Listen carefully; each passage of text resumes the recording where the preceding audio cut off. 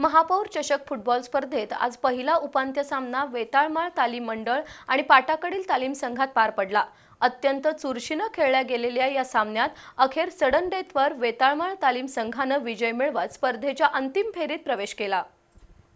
कोल्हापूर महानगरपालिकेच्या वतीने छत्रपती शाहू स्टेडियमवर महापौर चषक फुटबॉल स्पर्धा सुरू आहे।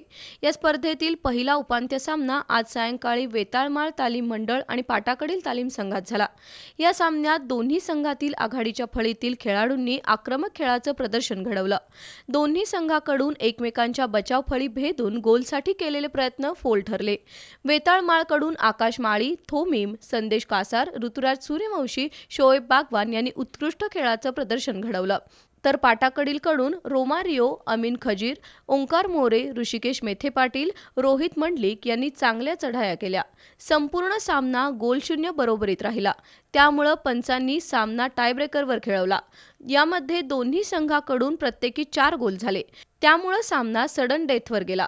पाटाकडीलच्या यशराज कांबळे, रोमारियो महम्मद पटेल यांनी 3 गोल नोंदवले, तर वेताळमाळकडून विशाल कुरणे, आकाश मोरे, मणिकंदन, ऋतुराज सूर्यवंशी यांनी 4 गोल नोंदवत संघाला विजयी केलं।